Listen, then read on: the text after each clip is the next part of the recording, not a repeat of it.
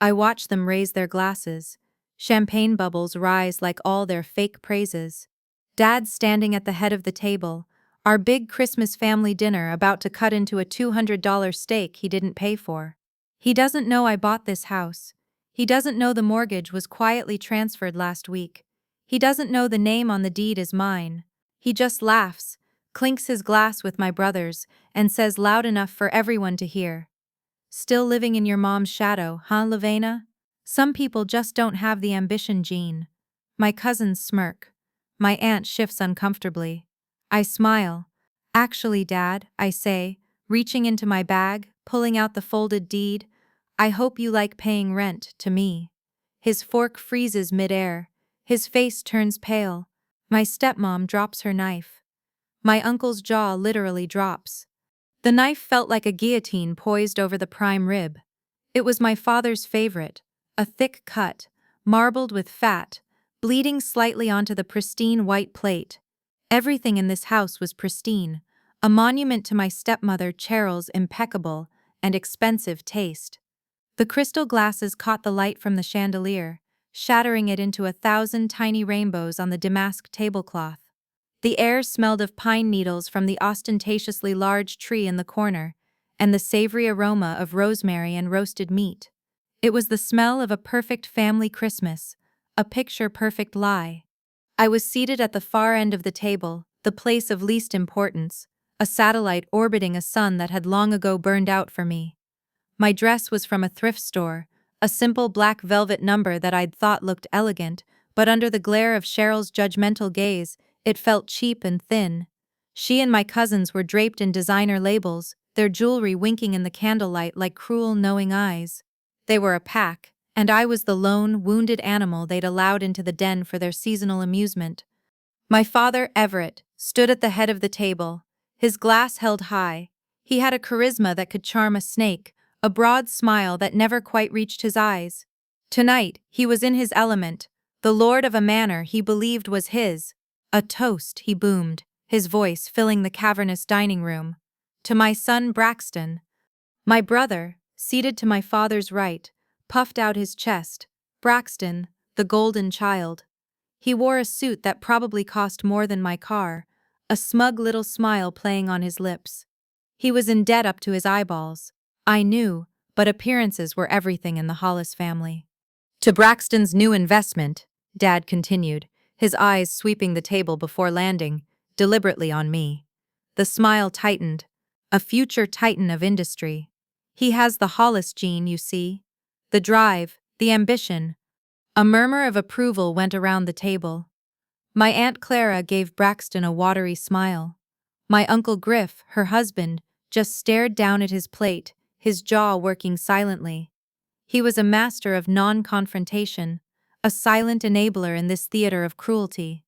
Some of us are just built for success, Dad went on, his gaze still pinned on me, a hunter zeroing in on his prey. And others, well, others are content to follow, to live in the shadows. He took a dramatic sip of his champagne. Lavanna, you should really find yourself a rich man to marry. It's the easiest path for a girl like you. No shame in it, just be practical. The words were a physical blow. A hot, prickling shame washed over my skin. I could feel my cheeks flushing, a blush I desperately tried to suppress. I saw Cheryl's lips curl into a triumphant smirk. She loved this. She loved seeing me put in my place, a constant reminder that I was the ghost of the first wife, the inconvenient, unimpressive daughter. Everett, Uncle Griff muttered, a low rumble of protest that was immediately silenced by a sharp look from my aunt. Dad just laughed. A hearty, dismissive sound. What? I'm just giving sound advice. This world is for sharks, not minnows. And your mother, well, she was a lovely woman, but she was a minnow, a dreamer, and we all know where that got her. That was it, the knife. He always found a way to bring her into it, to twist her memory into a cautionary tale of failure. My mother, who had painted beautiful landscapes and filled our first, small home with laughter and the smell of turpentine and love. My mother, who had died too young, her spirit worn down by a world that didn't value dreams, and by a husband who had come to resent them. Tears burned at the back of my eyes, hot and acidic. I would not cry. I would not give them the satisfaction. I picked up my fork, my hand trembling slightly, and pushed a piece of potato around my plate. The food tasted like ash in my mouth. I could feel their collective gaze on me, waiting for me to break. I lifted my head and forced a smile. It was a brittle, fragile thing, but it was a smile. "You're probably right, Dad," I said, my voice surprisingly steady. "Thank you for the advice." His own smile faltered for a second, thrown off by my compliance. He'd expected a fight, or tears. He didn't know what to do with quiet agreement.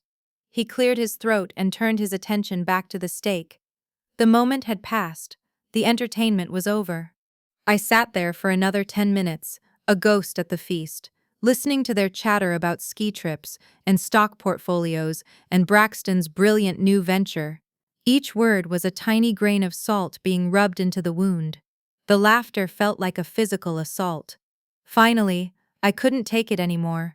I placed my napkin on the table. "If you'll excuse me," I said softly. "I have an early morning tomorrow." Cheryl waved a dismissive hand.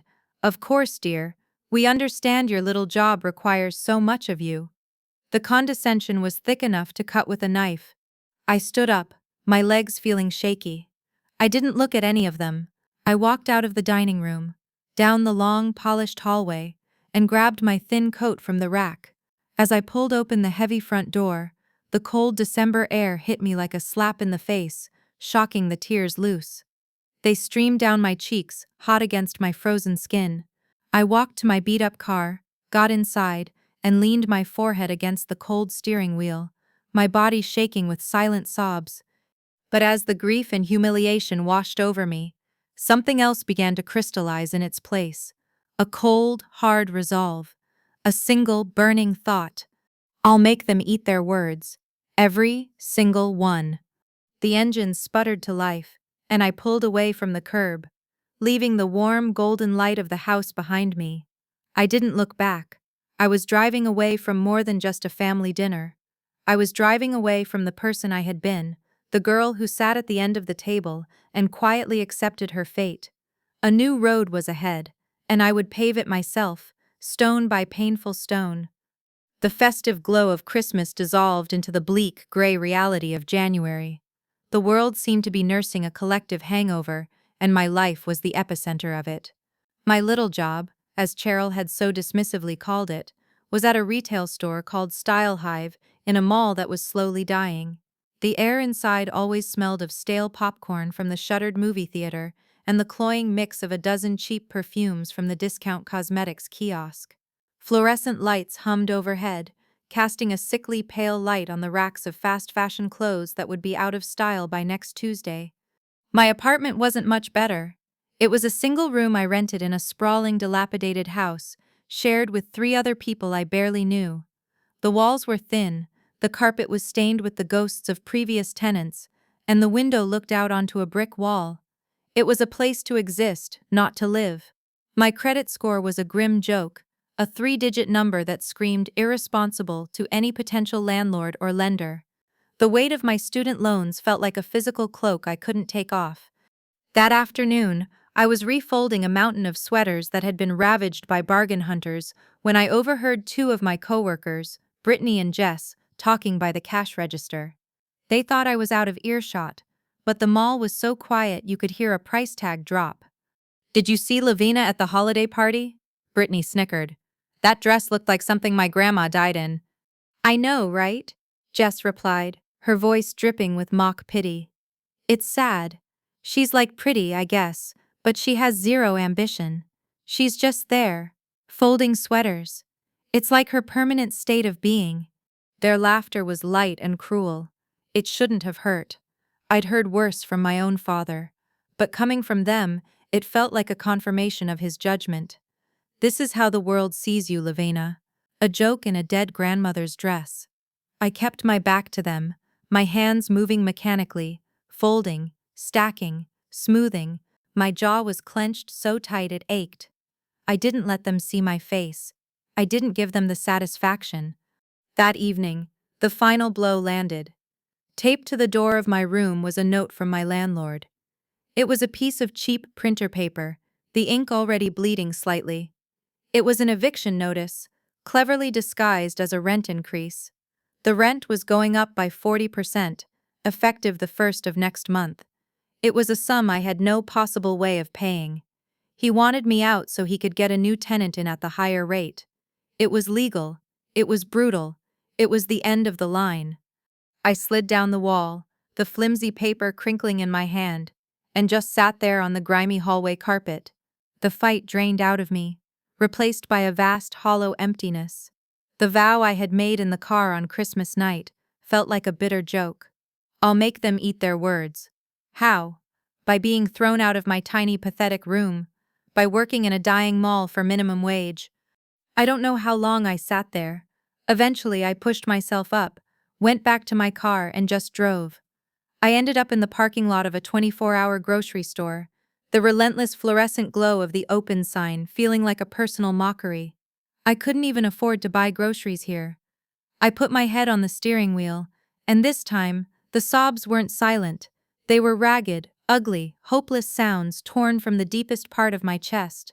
I was 27 years old, and I had absolutely nothing. No home, no money, no future. My father was right. My mother was a dreamer, and I was her failed legacy. A sharp rap on the driver's side window made me jump. I looked up, my vision blurred with tears, to see the silhouette of an old man peering in. My first instinct was fear, a jolt of adrenaline. I wiped my eyes frantically with the back of my hand. He rapped on the window again, harder this time. "You all right in there?" His voice was a low growl, like gravel churning in a cement mixer.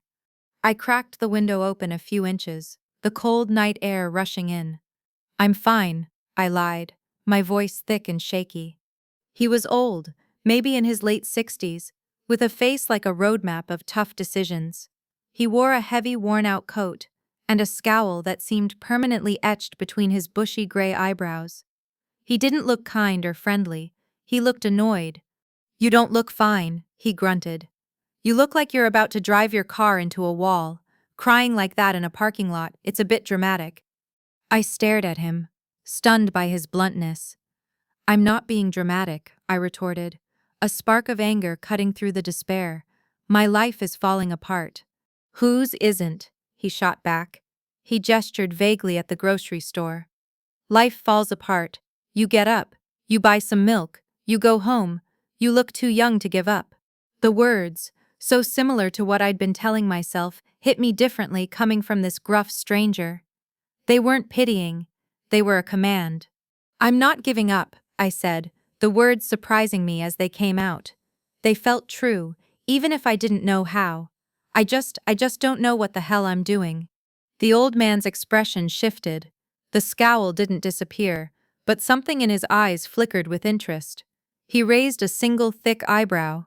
"Well," he said, his voice a little less gravelly, "that's the first honest thing I've heard all day." He paused, looking me up and down, not in a creepy way, but in an appraising one, like he was measuring something.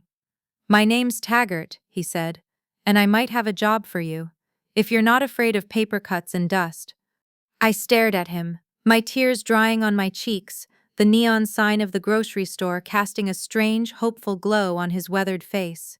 It was the most bizarre, unexpected job offer in the world, delivered in a moment of absolute rock bottom.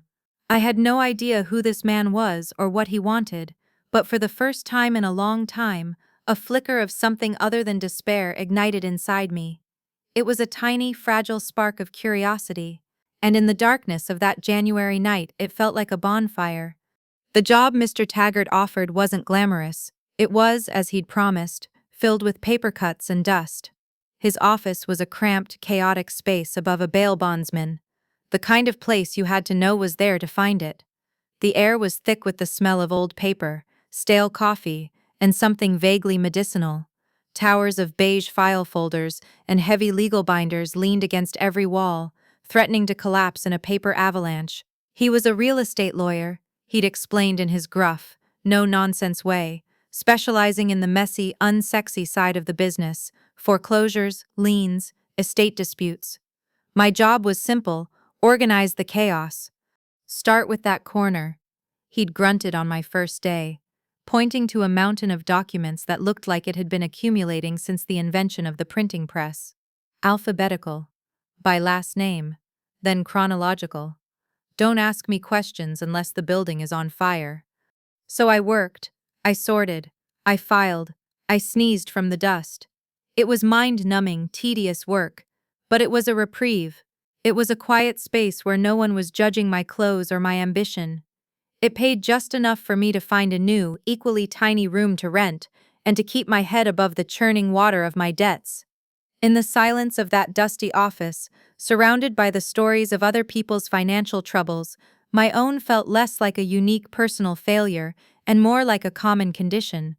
Slowly, by accident, I started to learn. I wasn't just filing papers, I was reading them. I saw how a deed was structured. The cold, legal language that transferred ownership of a piece of the earth from one person to another. I learned the difference between a judicial and non-judicial foreclosure. I saw how liens were placed on properties for unpaid taxes or construction work, acting like leeches sucking the value out of a home. I saw the stacks of default notices, the desperate scribbled letters from homeowners, and the final clinical paperwork of an auction. I bought a cheap notebook and started writing things down, words I didn't understand, like escrow, title search, quitclaim deed. At night, in my little room, I'd look them up on my phone, falling down rabbit holes of legal definitions and real estate forums. I started to see the patterns, the machinery behind the curtain of homeownership.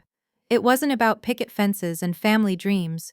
It was a game with strict rules, high stakes, and ruthless players.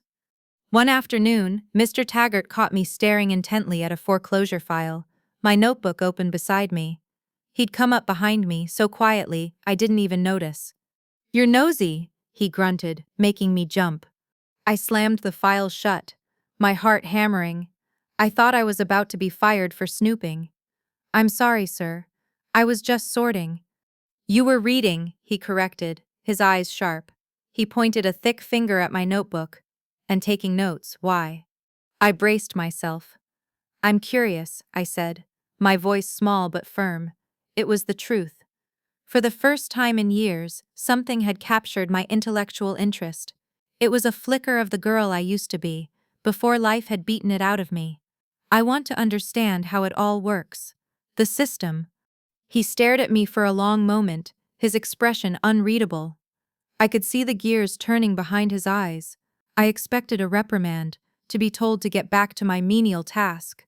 Instead, a slow, wry smile cracked the stony facade of his face. It was the first time I'd ever seen him smile. "Curious, huh?" he mused. "Curiosity is dangerous. It's how you end up in a place like this." He leaned against a filing cabinet, crossing his arms over his chest. "I'll make you a deal, Lavena. You keep this place organized, you keep my coffee pot full, and you show up on time. In return, I'll teach you the game, not the textbook version, the real version, the one they don't tell you about in business school." I was stunned into silence. "Don't look at me like I'm running a charity," he said, his scowl returning as if he was uncomfortable with his own generosity. "I'm not. But I've been in this business for 40 years. I can spot two things a mile away, a liar and a fighter. You're a terrible liar, but you've got the look of a fighter who just hasn't been shown the right way to throw a punch." He pushed himself off the cabinet. "I'm old. I need someone to pass the knowledge on to. But I'm only doing it because I believe people like you, people who've been kicked to the curb and left for dead, they become sharks if they survive. And this business is full of sharks."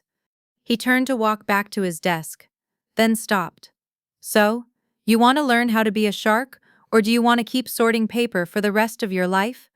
A fire ignited in my chest, a fierce burning hope that I hadn't felt since I was a child. This was a lifeline. This was a weapon. This was a chance. "I want to learn," I said, my voice clear and strong.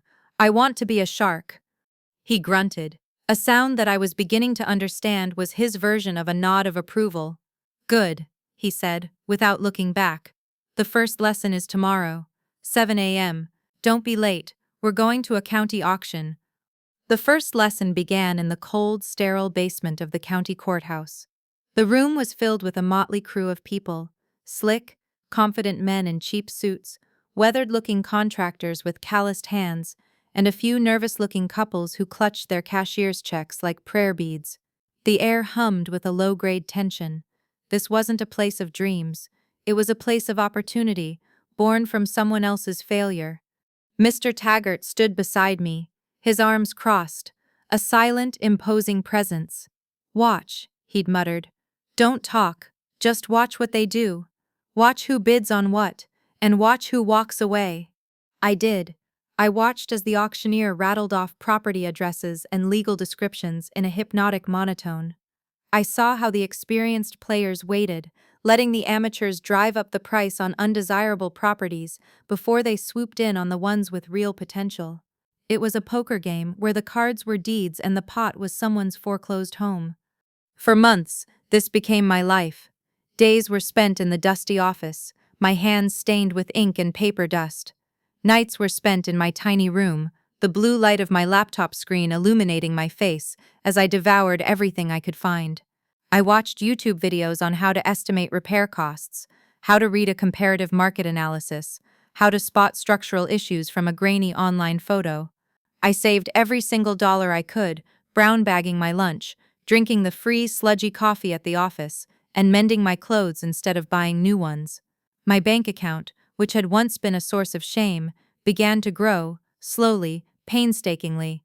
It was a pathetic amount by my father's standards, but to me, it was a war chest. Finally, the day came. Mr. Taggart tossed a file onto my desk. It was thin, with a single blurry photo clipped to the front. It showed a small, sad-looking house with peeling paint and a sagging porch. 2114 Elm Street, he said, goes to auction next Tuesday. It's a mess, foundations probably cracked, roof needs work, plumbing is a question mark. The owner passed away, no heirs, the bank just wants it off their books. I opened the file. The numbers were terrifying, but the starting bid was low, low enough that with my savings and a small loan, I could almost reach it. Almost was the operative word. "I don't have enough," I said quietly, the familiar feeling of failure creeping back in. "I know," he said. He slid a piece of paper across the desk. It was a loan application from a small local credit union. He had already filled out his information in the cosigner section. "I'm not doing this because I like you," he growled, preempting my thanks. "I'm doing this because it's a calculated risk. I believe you have a 70% chance of not losing all my money. Don't prove me wrong." The week leading up to the auction was a blur of anxiety. I drove by the house a dozen times, just staring at it, my heart pounding with a mixture of terror and excitement. On Tuesday, I stood in that same courthouse basement, but this time, I wasn't an observer. I was a player. My hand was shaking as I held up my bidder number. When the auctioneer finally slammed his gavel down and shouted "sold," I almost didn't believe it was my number he'd called. I owned a house, a broken, crumbling, sad little house, but it was mine. The next 2 months were the hardest of my life. Every evening after work, every weekend, I was at 214 Elm Street.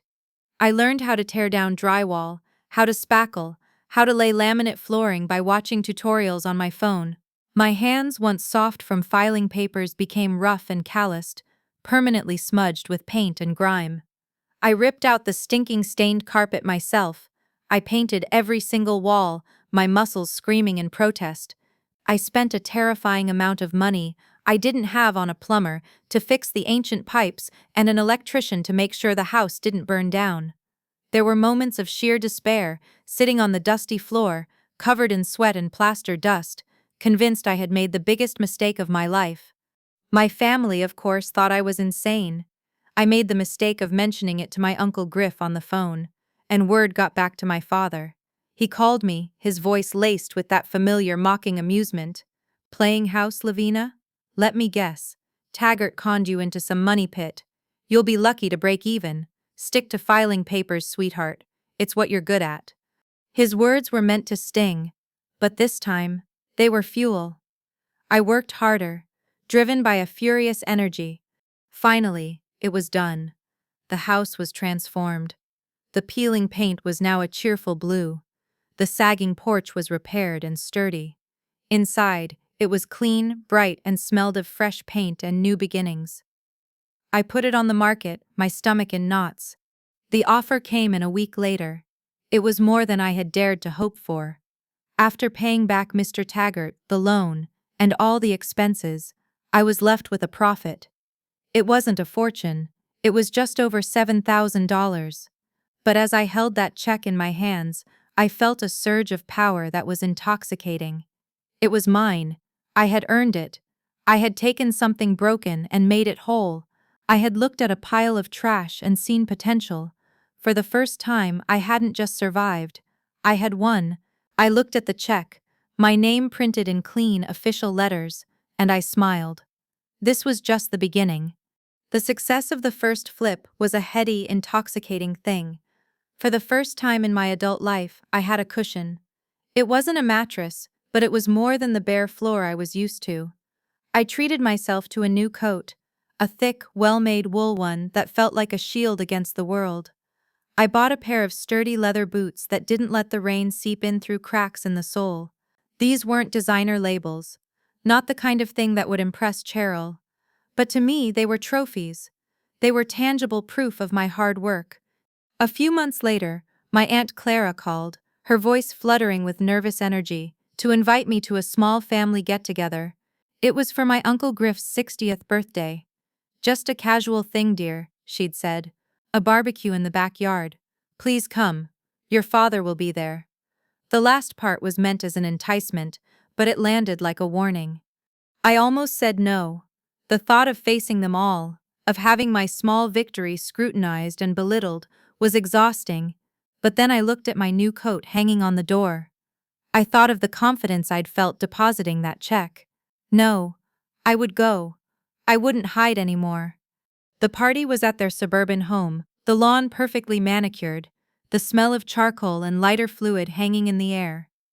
I walked through the side gate into the backyard, and for a moment everything stopped. My father, Cheryl, and Braxton were standing near the grill. When Braxton saw me, his jaw tightened almost imperceptibly. He took in my new coat, my boots, the way I held myself, which was no longer hunched and apologetic. "Well, well, look what the cat dragged in," Braxton said, his smile all teeth. "Lavena, heard you've become a real estate mogul." The word mogul was drenched in sarcasm. "Hardly," I said, keeping my voice light. "I got lucky on one little house." "Don't be so modest," my father boomed, clapping Braxton on the shoulder. "My daughter, the house flipper, who knew?" He looked me up and down, his eyes lingering on my coat. "At least you're finally dressing the part. See Braxton? A little success, and she's already spending it all. That's the Hollis way." He meant it as a joke, a backhanded compliment that was really a criticism, but I just smiled. "It's important to invest in yourself, Dad." The conversation moved on, but I could feel Braxton's eyes on me for the rest of the afternoon. It wasn't just curiosity, it was a hot, resentful glare. He was the golden child, the one destined for success. My small, unexpected win had somehow upset the natural order of things in his mind. A few weeks later, I found my next project. It was a duplex, a much bigger undertaking, but the numbers were solid. It needed work, but the potential profit was significant. I went to the same local credit union, the loan officer, a friendly woman named Brenda, greeting me with a warm smile. I submitted the application, confident it would be approved. My first loan was paid back in full, on time. I had a proven track record, however small. A week passed, then two. I called Brenda. Her tone was different, strained, colder. "I'm sorry, Lavena," she said, her voice formal. "We've had to deny the loan application." The words hit me like a punch to the stomach. "What? Why? My financials are solid. The property is a great investment." There was an uncomfortable pause on the other end of the line. "Look," she said, her voice dropping to a whisper. "Off the record, we received some information that raised concerns about your financial stability. A source, a family member I believe, contacted us, warned us that you were unreliable, that your first success was a fluke, and that you had a history of making poor financial decisions. The air left my lungs. A cold dread, heavy and numbing, spread through my chest. A family member. There was only one person it could be. Braxton. He said you were being mentored by some washed-up, disbarred lawyer, and that the whole thing was a scam, she continued, clearly uncomfortable. Our underwriters got spooked. I'm sorry. My hands are tied. I hung up the phone, my own hand trembling so hard I could barely keep it steady. Betrayal was a bitter, metallic taste in my mouth. It wasn't just that he'd sabotaged me. It was the cruelty of it. The calculated precision. He hadn't confronted me.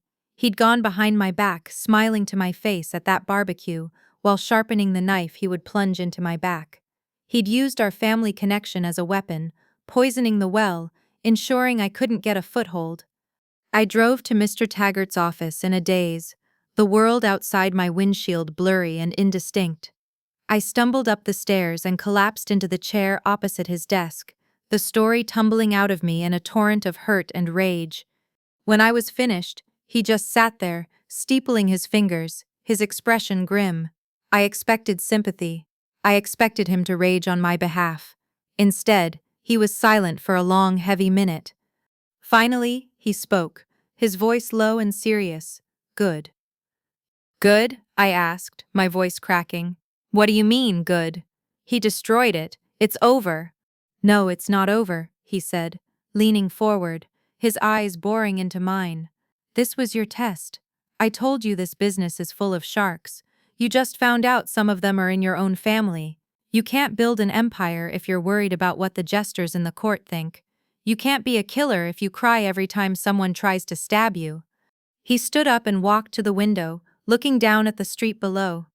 So you have two choices, he said, his back to me. You can crawl back into your hole, let your brother win, and go back to folding sweaters for the rest of your life, proving him and your father right. Or you can get angry. You can take this rage and this pain, and you can use it. You can build something so big, so powerful, and so completely separate from them, that they can't touch it. You can build something they can't sabotage because they don't even know it exists. He turned around, his face set like stone. That was your first real lesson, Lavina. Betrayal. Now what are you going to do with it? The hurt was still there. A raw, open wound. But beneath it, his words had ignited a different kind of fire. It wasn't the hopeful, excited fire of my first flip. It was a cold, hard, furious flame. He was right. This wasn't the end. This was war. The betrayal became my armor. The hurt hardened into a shell. Mr. Taggart's words echoed in my mind. Build something they can't touch. That became my mantra, my guiding principle. The first rule of this new war was silence. I stopped talking about my work, to anyone. My family would ask what I was up to, their questions laced with feigned interest, and I'd give them vague, boring answers. Oh, just working for Mr. Taggart, lots of filing. I let them believe I was still the same small, unambitious Lavina, stuck in a dead-end job. Their condescension was a shield I hid behind. My first move was to become invisible. On Mr. Taggart's advice, I formed an LLC, a limited liability company. I chose a name that was deliberately bland and anonymous, Viridian Property Group. It sounded corporate, impersonal, and had no connection to me whatsoever. My name was on the legal documents, but to the outside world, Viridian was just another faceless entity in the real estate market. I was the ghost in the machine. My second move was to diversify my attack. Relying on local banks that my brother could poison was a rookie mistake. I needed a new source of capital, one that was completely outside their sphere of influence. The answer was right in front of me, on the laptop screen I spent my nights staring at. The same YouTube tutorials and online forums I had used to learn were filled with people hungry for knowledge, people just like I had been. I created a new persona. I called her the Asset Annie. I bought a cheap ring light, set up my phone in my small apartment, and started recording videos. I didn't show my face. The videos were just my hands, sketching out diagrams on a whiteboard, or screen recordings of me analyzing property listings. My voice was slightly disguised, a little lower, a little more authoritative. I talked about everything I had learned: how to spot a good deal at an auction, how to force appreciation through smart renovations, how to navigate the labyrinth of zoning laws. I packaged this knowledge into a digital course, the First Flip Toolkit. I built a simple website, marketed it through targeted ads on social media, and priced it at $99. I thought if I sold 10, I'd be lucky. The first week I sold 50, the next month 200. People were hungry for real practical advice, not the get-rich-quick nonsense peddled by celebrity gurus. I was giving them the Taggart method: unsexy, difficult but effective. The money started to flow into my Viridian Property Group bank account. It wasn't a flood, but it was a steady growing stream, completely untraceable to Lavina Hollis. With this new capital, I started flipping again, but this time I was a shark. I stopped looking at sad little houses. I hunted for bigger prey: small apartment buildings, distressed commercial properties, land deals. I used hard money lenders from out of state, faceless corporations that didn't care about gossip from a jealous brother. They only cared about the numbers, and I made sure my numbers were flawless. My life became a strange double existence. By day I was Lavanna, the quiet girl who organized files for a grumpy old lawyer. I still drove my beat-up car, still wore my simple, unassuming clothes. But by night, and on weekends, I was the invisible force behind Viridian Property Group. I was on conference calls with lenders in Chicago, negotiating with contractors, and signing closing documents that were worth more than my father made in a year. Mr. Taggart watched it all with a kind of grim satisfaction. He never praised me, but sometimes I'd see him looking at the Viridian portfolio spreadsheets over my shoulder, and he'd give a single sharp nod. It was the highest compliment he was capable of giving. One rainy Tuesday afternoon, he called me into his office. He looked older than usual, more tired. He tossed a thick official-looking document onto his desk. "This just came across my desk," he said, his voice flat, "from a colleague at a national mortgage servicing company. They know I handle local defaults." I picked it up. It was a notice of default. The property address was sickeningly familiar. It was my childhood home, my father's house. I scanned the document, my mind racing. The mortgage, which had been refinanced multiple times, was now with a huge impersonal national bank. He was 90 days behind. $150,000 outstanding. Given the housing market's appreciation, the equity was significant, but the bank didn't care about equity. They cared about payments. "He's been living beyond his means for years," Mr. Taggart said, stating the obvious. "Braxton's investments are probably just black holes he's been pouring money into. The charismatic front, the big talk, it was all a house of cards. And the wind is starting to blow." I stared at the address on the paper, the place where I had been humiliated, where my mother's memory had been tarnished. The seat of my family's power, the stage for all their petty dramas, and it was crumbling. An idea, cold and sharp and terrifying, began to form in my mind. Viridian Property Group had more than enough cash in its account. "The bank will sell the note," Mr. Taggart said, watching me closely, already knowing what I was thinking. "They'll sell the debt at a discount to get it off their books. An investor can buy the mortgage itself, become the lender." I looked up from the paper, my heart hammering not with fear or excitement, but with a cold, clear certainty. "How much of a discount?" I asked. He named a number. It was well within my reach. I didn't even hesitate. I didn't need to think about it. The path forward was laid out in front of me, as clear as a newly paved road. "Buy it," I said, my voice steady. "Use Viridian's funds. Buy the mortgage. Secretly." Mr. Taggart didn't smile. He didn't say "I told you so." He just picked up the phone. "I'll make the call," he said, and with that, the trap was set. I was about to become my father's worst nightmare, his creditor. The decision was made in an instant, a cold, logical conclusion. The execution, however, was another matter. After Mr. Taggart made the call and the process of acquiring the mortgage note began, A strange and unexpected wave of emotion washed over me. The deal wasn't personal to the bank selling the note. It was just a transaction, a toxic asset being moved off the books. But for me, it was anything but. That night, I couldn't sleep.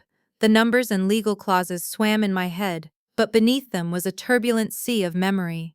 Around 2 in the morning, I got in my car and drove, the quiet suburban streets of my childhood unfolding before me like a map of my own pain.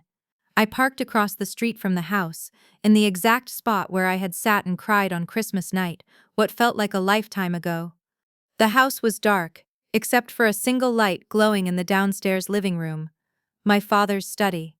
I could picture him in there, perhaps nursing a whiskey, the weight of his financial failures pressing down on him in the silent hours of the night. Or maybe not. Maybe he was blissfully unaware, telling himself some grand story where he was the hero, and this was all just a temporary setback. With my father, you never knew. I cut the engine, and the silence was heavy. I just watched the house, the physical structure that had held so much of my life. Memories, unbidden, flooded back. I remembered being a little girl, hiding under the grand piano while my mother played, the music a shelter from the tension in the house. I remembered the sound of my father's voice, raised in anger, echoing down the hall. Not at me, not then, but at my mother. He'd called her dreams childish fantasies, her art a pointless hobby. I remembered her coming into my room later, her eyes red, but her smile gentle, telling me to never let anyone make my world small. Then there were the colder memories. After she was gone, the sterile quiet imposed by Cheryl. The way the house, once filled with the smell of paint and baking, began to smell of potpourri and bleach. I remembered being 16, crying in my room after my father told me I didn't have the killer instinct to get into a good college like Braxton. I remembered him looking at a painting my mother had done, one I had hung in my room, and saying she spent more time on that canvas than on planning for the future. A lesson in that, Lavena. Sitting there, in the dark, I felt the full weight of it all. This wasn't just about a property. It was about reclaiming a piece of my own history. It was about the little girl hiding under the piano, the heartbroken teenager, the young woman humiliated at the dinner table. A part of me, a small frightened part, wanted to call it off, to just walk away. I had built something for myself. I had my own money, my own power. I didn't need this. I could just let the bank foreclose, let strangers buy the house, and be done with it. Revenge felt ugly. It felt like something that would chain me to them forever, trapping me in the same cycle of anger and resentment. Maybe the real victory was letting go. I pulled out my phone, my thumb hovering over Mr. Taggart's name. I could text him right now, call it off. And then my phone buzzed. It wasn't a call from my conscience. It was a message. A group chat I was still inexplicably a part of, with Braxton and a few of our cousins. A photo popped up. It was a picture of Braxton on a boat, holding a glass of champagne, grinning like a fool. The caption read, "Closing big deals while the little people sleep. Some of us are just built different." Beneath it, a comment from my cousin Kyle. "Haha, how's Lavena's little filing job going?" And then, the reply from Braxton that sealed his fate, and my father's, probably alphabetizing her collection of sad little failures. "Don't worry, Dad, and I will always bail her out if she needs it. That's what family is for." The condescension, the arrogance, the sheer unadulterated hypocrisy of it. He was mocking me for being a failure while he was the one actively sinking the family ship. He was bragging about bailing me out, when it was my father's money, money he didn't even have that was funding his charade. In that moment, any doubt I had vanished, burned away by a white-hot, clarifying anger. This wasn't ugly revenge. This was justice. It was about accountability. It was about my mother, who had been belittled for her dreams in that very house. It was for me, who had been told I was a failure my entire life by people who were masters of the art. They had built their kingdom on a foundation of lies and cruelty. I had built my empire on facts, numbers, and hard, silent work. My power was real. Theirs was an illusion, and I was about to turn the lights on and show them all the empty stage. I put my phone away. I didn't need to text Mr. Taggart. The decision was not just made, it was forged. I started the car, the engine a low, confident hum in the quiet night. I took one last look at the house. It no longer looked like a monument to my pain. It looked like an asset, and I was about to acquire it. Revenge, I was learning, was not a dish best served cold. It was a dish best served through the dry, emotionless, and utterly unforgiving process of legal paperwork. While my father and brother were living in their fantasy world of big deals and inherited superiority, I was waging a silent war on paper. Mr. Taggart and I operated with the precision of surgeons. The purchase of the mortgage note was finalized through a series of wire transfers and notarized documents, all under the anonymous shield of Viridian Property Group. One day, the Hollis family owed their mortgage to a massive, faceless bank in another state. The next, they owed it to a small, equally faceless LLC whose sole member was the daughter my father had dismissed as a failure. They had no idea. The first step was to follow the letter of the law. Viridian Property Group sent out the official notice of transfer. It was a standard, legally required form letter, printed on plain letterhead, informing Everett Hollis that his mortgage had been sold and that future payments should now be directed to a new P.O. box. A P.O. box I had rented that morning. "He'll ignore it," Mr. Taggart predicted, leaning back in his chair, a grim look on his face. "Men like your father believe rules are for other people. They see letters like this as annoyances, not threats." He was right. A week went by. Then two. The payment due date came and went. Nothing. Not a check. Not a phone call. Just silence. So we moved to the next step. A notice of intent to accelerate. This one was more serious. It was sent via certified mail, requiring a signature upon delivery. It stated in cold, hard legal terms that if the past due amount was not paid in full within 30 days, the entire loan balance would become due immediately. Failure to pay would result in foreclosure proceedings. This time, we got a response. Sort of. The signed receipt for the certified letter came back to our P.O. box. My father had signed for it. He couldn't claim he hadn't seen it. But still, no payment, no call. Instead, a few days later, Cheryl posted a photo on social media. It was of a new, ridiculously expensive handbag. The caption was, "A little retail therapy to shoo away the winter blues, blessed." I showed the photo to Mr. Taggart. He just grunted. Pride. It's the most expensive luxury there is. He'd rather let his wife buy a new purse than admit he's in trouble and pay his mortgage. He still thinks he's in control. The 30 days passed in excruciating silence. Every day I checked the P.O. box, my heart pounding, half expecting a check to appear, half hoping it wouldn't. It never did. The deadline arrived, and the terms of the note were officially in default. Now the real war began. Mr. Taggart drew up the foreclosure filing. It was a thick stack of papers, filled with dates, figures, and legal citations. It was the driest, most boring, and most powerful document I had ever held. There was no emotion in its pages, just facts. Fact. A debt was owed. Fact. The terms of repayment were violated. Fact. The collateral, the house, was now subject to seizure by the lender.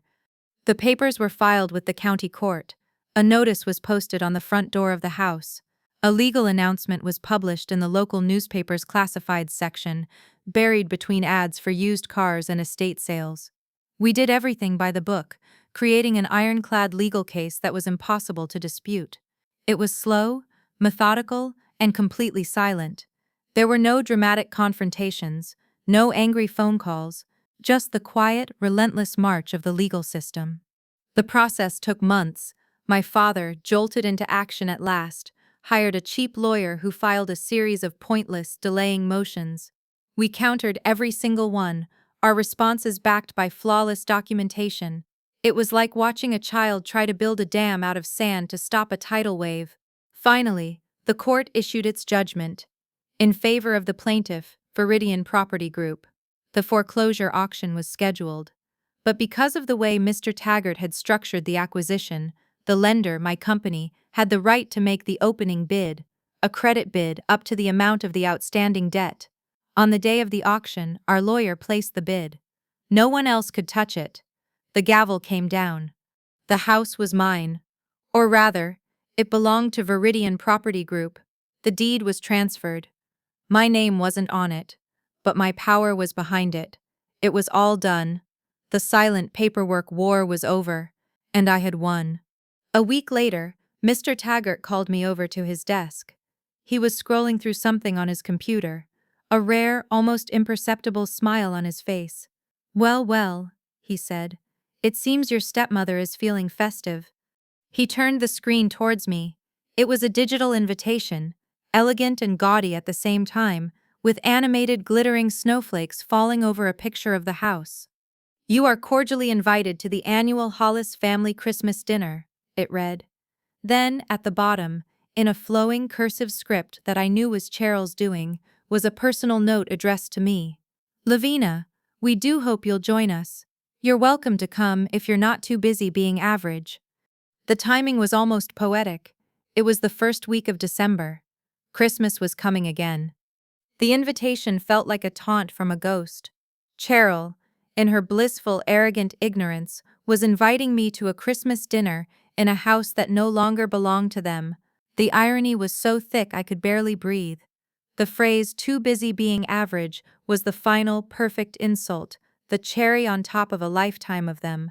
She was still playing the same old game, not realizing the board had been flipped, and I now owned all the pieces. I showed the invitation to Mr. Taggart. He read it, his expression hardening. He looked up at me, his eyes serious. "You know you have to go," he said. It wasn't a question. "I know," I replied, my voice quiet. "This is it then," he said, leaning back in his chair and steepling his fingers. "The finale. All the work, all the planning, it all comes down to this one night." He paused, his gaze intense. "So let me give you your last lesson. This isn't just about revenge anymore. If you go in there gloating, yelling, seeking vengeance, you lose. You become just like them, petty, emotional, weak."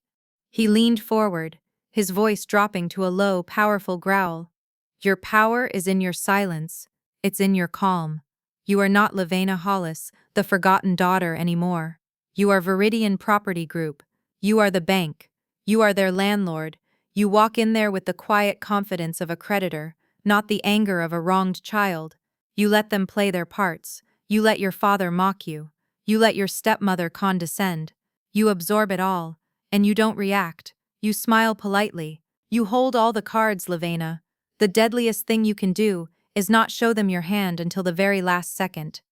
His words settled deep inside me, calming the storm of emotion that the invitation had stirred up. He was right. My power wasn't in a loud, dramatic confrontation.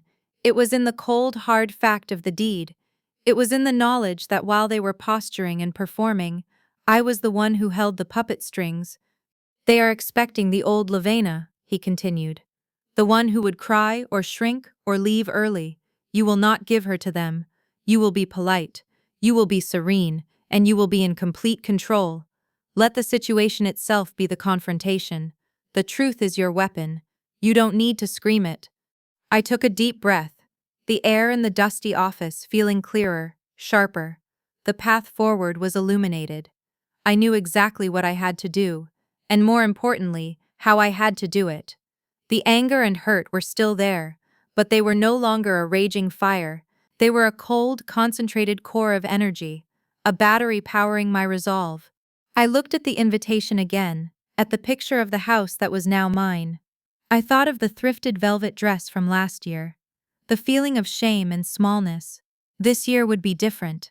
This year I wasn't coming as a guest. I was coming as the owner.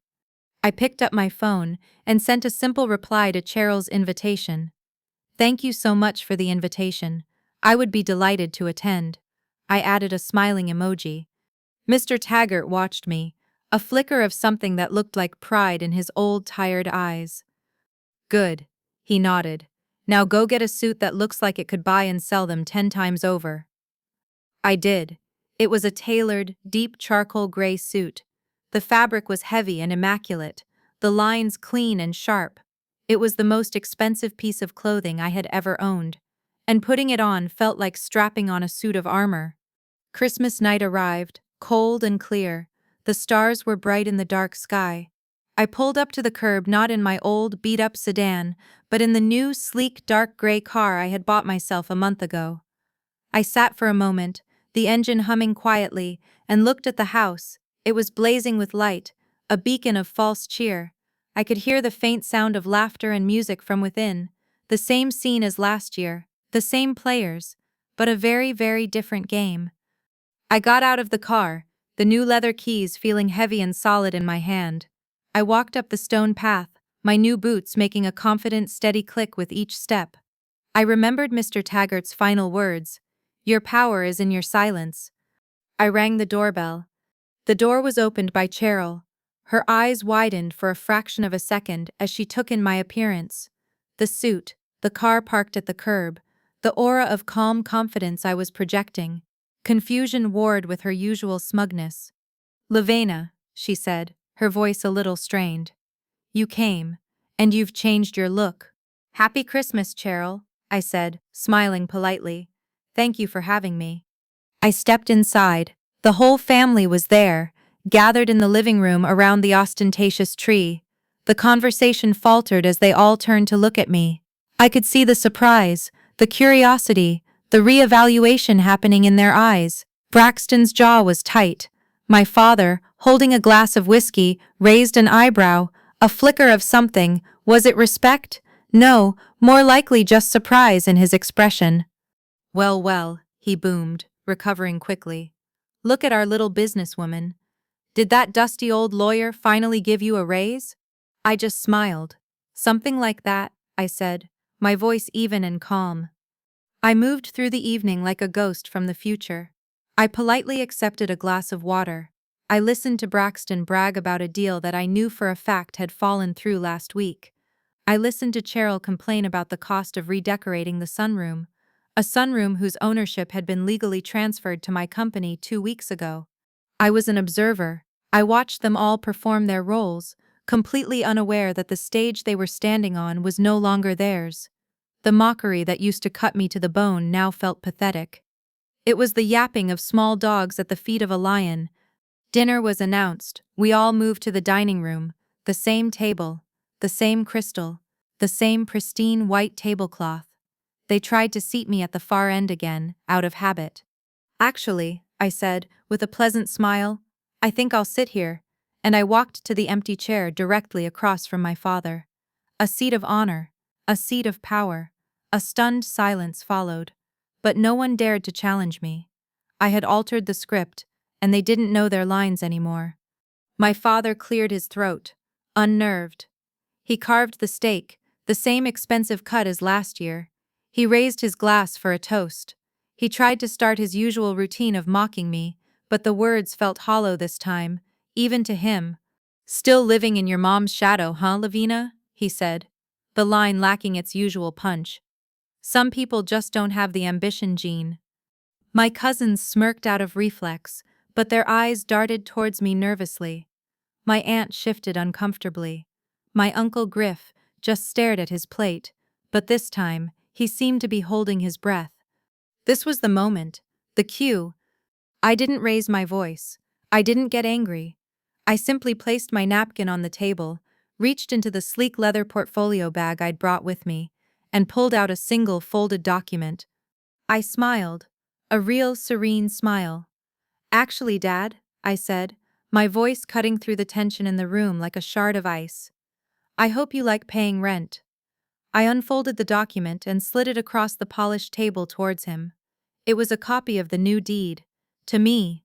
His fork, holding a piece of steak, froze halfway to his mouth. His face, flushed with whiskey and arrogance, drained of all its color, turning a pasty, sickly white. The charismatic mask shattered, revealing the terrified, bewildered man beneath. My stepmom's hand went limp, and her steak knife clattered onto her plate with a sharp, piercing sound that echoed in the sudden, dead silence.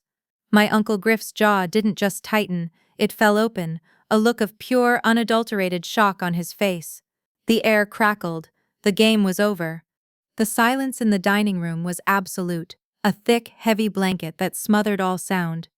The only noise was the faint, tinny sound of a Christmas carol coming from the other room, a cheerful, oblivious soundtrack to the utter implosion of my family. My father's eyes were glued to the document on the table, his brain struggling to process the words, the legal seals, the name of the new owner, Viridian Property Group. He looked from the paper to me, his mouth opening and closing silently, like a fish gasping for air. Braxton was the first to find his voice. "What is this?" he sputtered, snatching the paper from the table. "Some kind of joke? Did Taggart print this up for you on his lunch break?" He laughed, a high, nervous sound that held no humor. "This is crazy. You're crazy." I didn't answer him. I just kept my eyes on my father, my expression calm and neutral. Just as Braxton was about to launch into another tirade, the doorbell rang. The sound made everyone jump.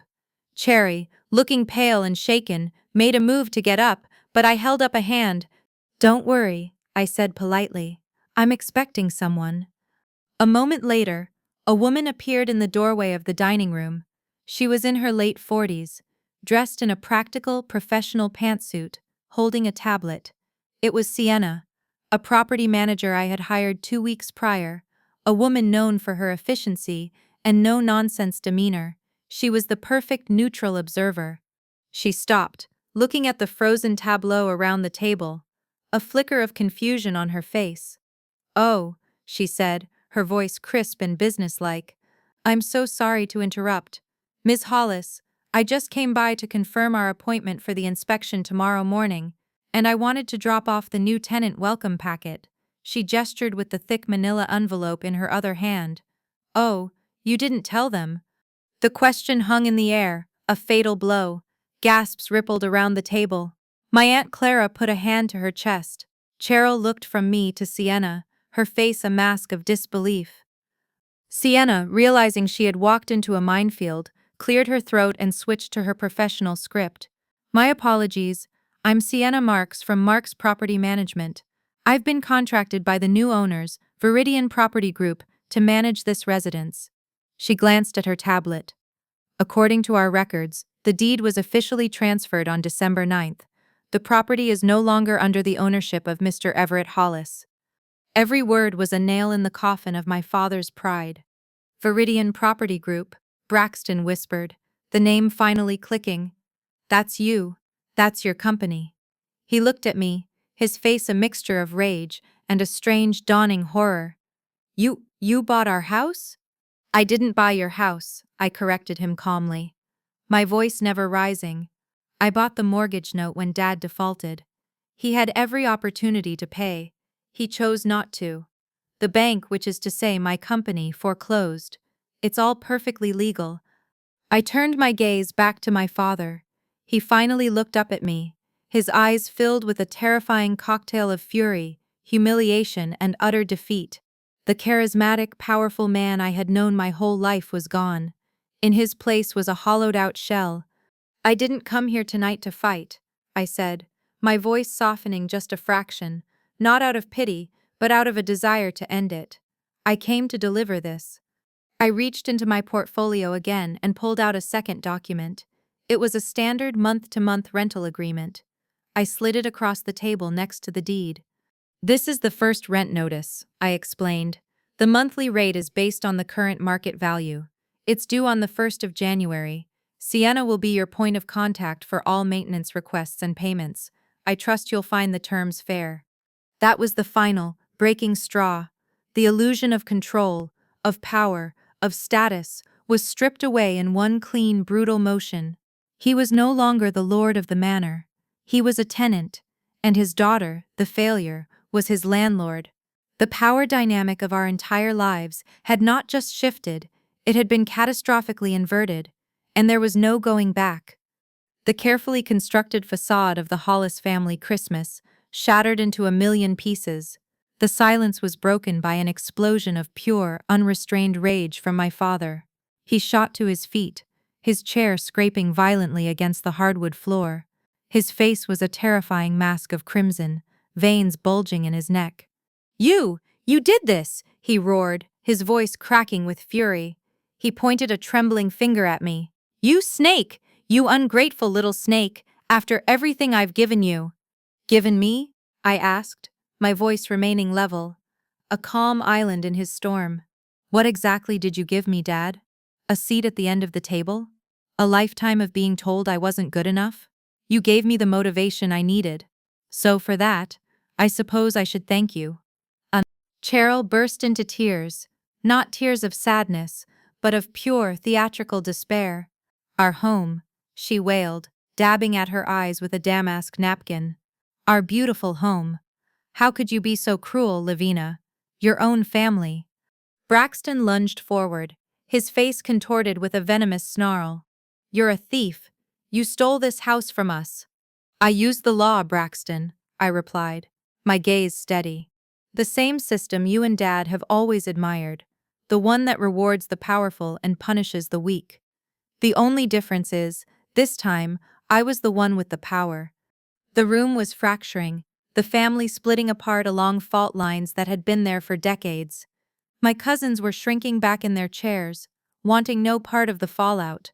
My Aunt Clara was trying to comfort Cheryl, murmuring useless platitudes. And then, something remarkable happened.